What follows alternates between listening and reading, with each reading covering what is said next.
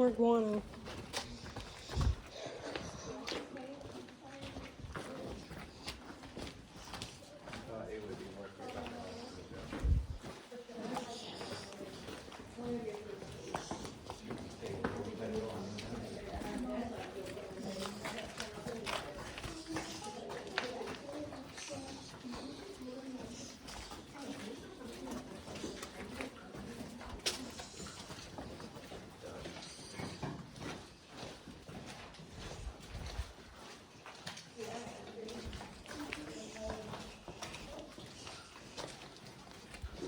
Good placement.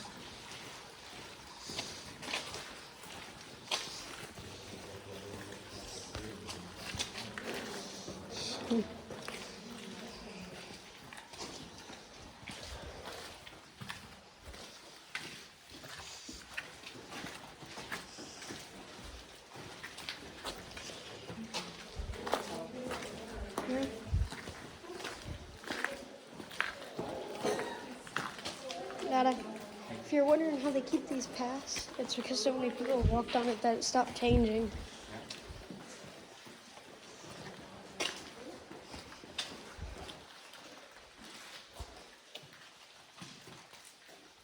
So we're not doing an official stop right here or anything. It's not a big space. I just want to give you a little bit of a warning. We are going to be making our way to the opposite side of this formation. The next time we stop, we'll be on the opposite side of it and above it, looking down at it. Okay. But to get there, we're going to make an interesting little U-shaped figure. And we are going to start walking amongst stalactites and stalagmites. They will be coming at your head, your shoulders, coming up to your knees. Be very careful in this area. Try not to hit anything. And also be safe because there's a lot of water, which means it's a little slippery. So we'll move slowly going up this. There are going to be handrails at different times. Please feel free to use those. They're there for you. But don't touch the formations as much as you can.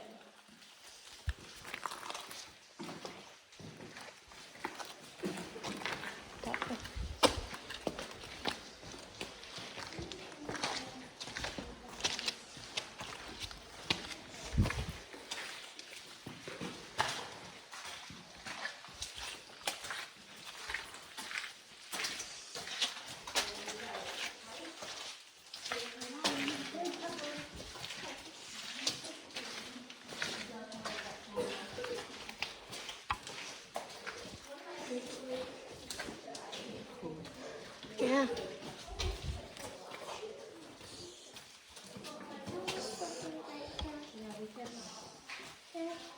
Watch your step.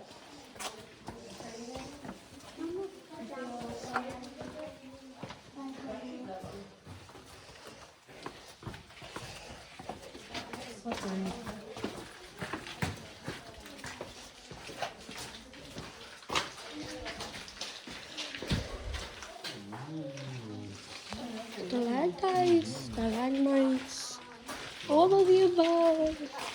My sunburn is slowly killing me. What?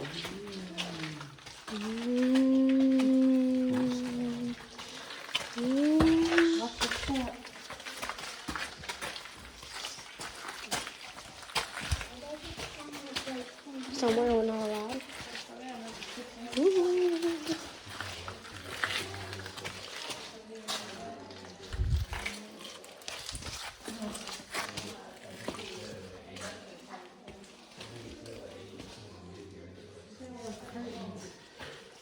Behind you that way. Wow.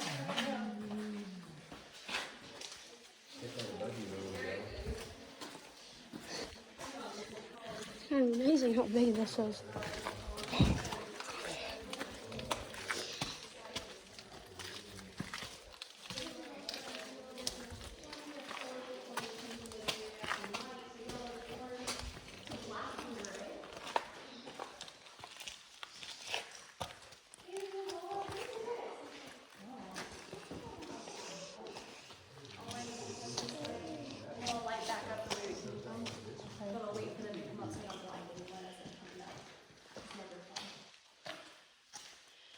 Perfect. Miss Addie, was that okay? All right. So this is the exact same formation we were seeing earlier, but now we are looking down at it or side by side with it. So we've made our official big loop, and as you're looking around you, you notice a lot of colors.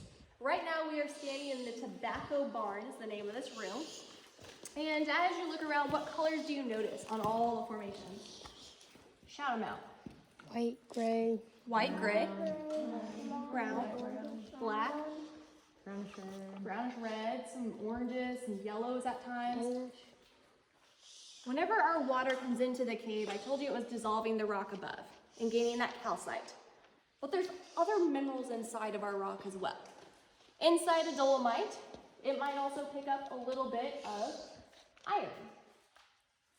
Just like you see in rock in the southwest, in desert areas. That iron, when it oxidizes, is going to give you colors like yellow, if it's just a small amount of iron. As you get more, it'll turn into more of an orange. As you get more and more, it can become a deep brown. We also get clay mixed into our water, and because of that, we get a lot more of the dark brown coloration too, still with a lot of iron. Our white is going to be your pure calcite. Think about your teeth. Your teeth are made of calcite, and usually when they're new, they're pretty white. Over time, they can change colors depending on what we're drinking, but usually it's always going to start out at least being white. Besides that, we've got a lot of black or gray. And I want you to think back to being outside of the cave for just a second, where it's hot, and you might be floating along the river, and you notice a big rock bluff. On those bluffs, you commonly see streaks of gray or black. How many of you have seen that before? Okay, especially in this area. The rock where almost all of our over 300 caves are found is all inside of dolomite. Dolomite is very similar to limestone, has a lot of calcium, but also has more magnesium, which makes it slightly tougher than limestone. But magnesium is also darker in color. And whenever you see those streaks, that's where you have a buildup of magnesium. You're going to see a lot more gray or black if there's a big concentration of magnesium, like we're seeing here.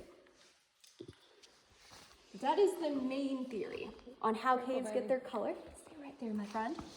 But I will say there's one other that is more recent, but doesn't have as much evidence or research being done at this time, but I want to go ahead and present it to you, just so you know there are other theories out there.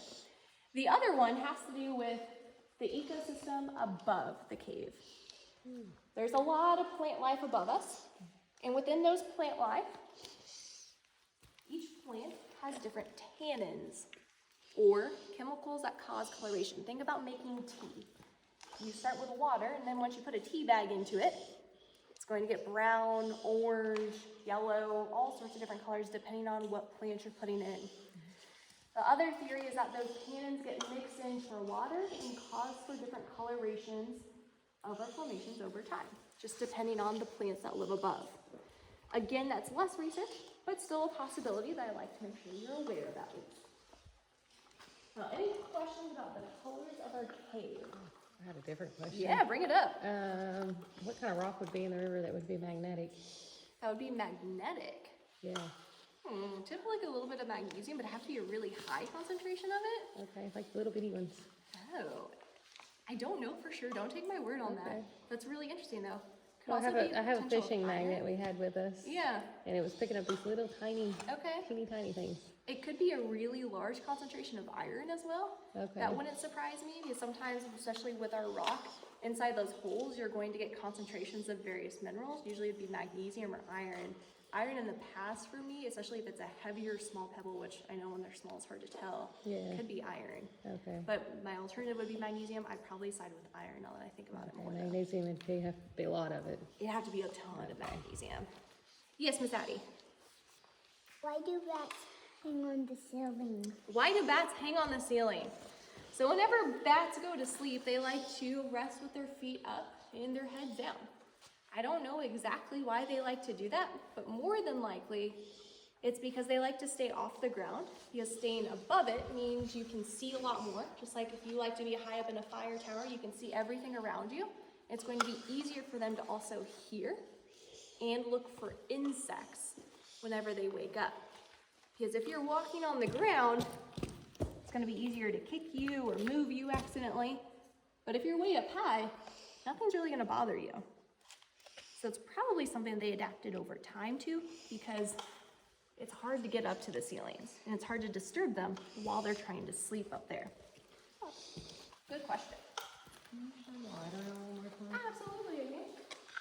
All right, so first I'll start where we came from. Okay. Those are Where's pretty. that Those are really quadrangle cool. is. And then we've got the barn scene in front of us, the tobacco barn. And we are actually going to continue on information on the left-hand side. Thank We you. also have some just over to your left. And real quick, I want to show you something on the ceiling. If you look up the ceiling, there's not a lot of big formations here. And that aligns the lack of formations to the area you're standing on. I won't say a whole lot about